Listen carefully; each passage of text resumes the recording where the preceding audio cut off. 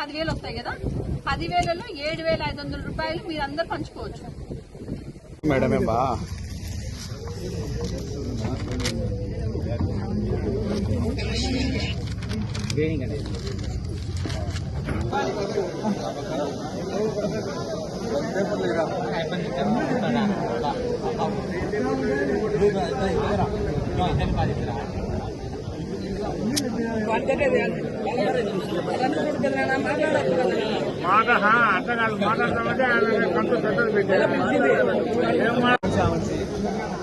వాళ్ళందరూ ఎప్పుడు ఉంటే ఊర్లో ఒకటే కదా, ఈ ఉదయం కొత్తనా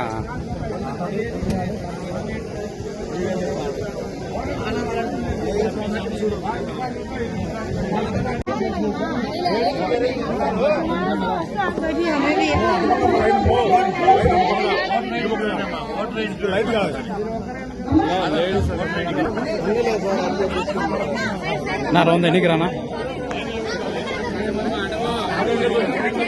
అరే ఆనే ఉన్నీలే, ఆనే ఉన్నీలేడు, కూర్చోండి, ఆనే కూర్చోండి.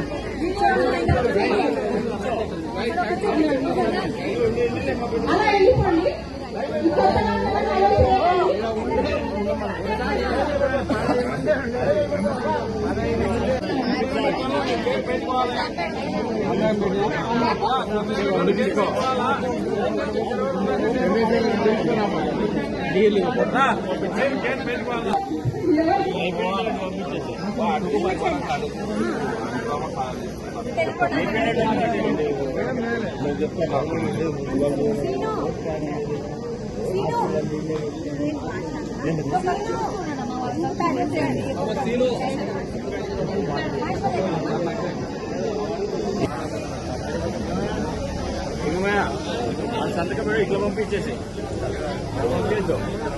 చక్కగా వెళ్ళిపోవాలి.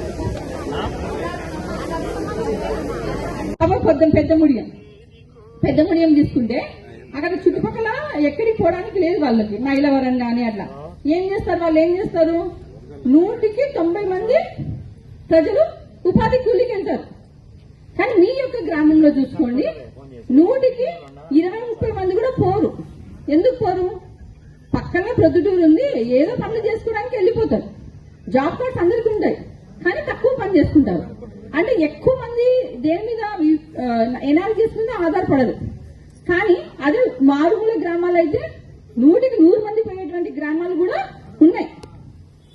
అక్కడ మనం అర్బన్ ఏరియా చేస్తామన్నాం అనుకో, అప్పుడు ఏమైతుంది? అది అక్కడ అందరికి ఉపాధి కూలిపోతుంది. ఓకే, అదే. అందరికీ నమస్కారం అండి.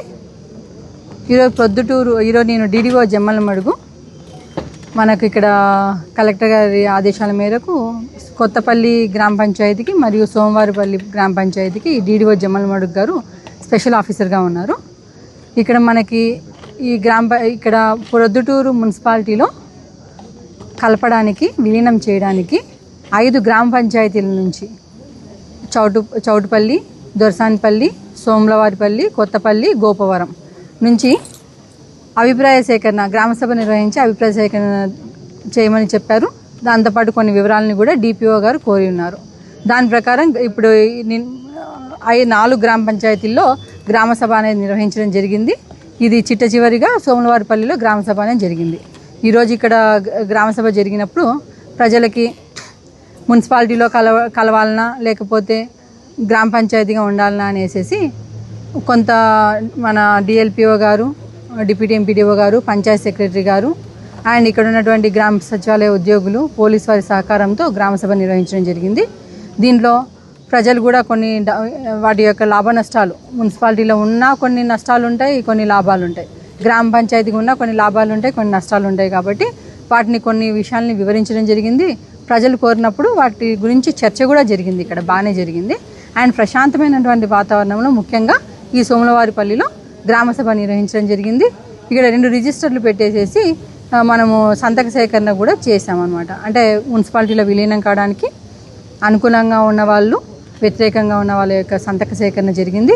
ఈ వివరాలన్నింటినీ కూడా DPO గారికి ఇతర వివరాలతో కలిపి, అది కూడా కొంత టైం తీసుకుంటుంది. ఎందుకంటే సర్వేయర్లు అండ్ మిగతా వాళ్ళు ఇన్వాల్వ్ అయ్యి మనకు మ్యాపులు మిగతావన్నీ ఇవ్వాలి.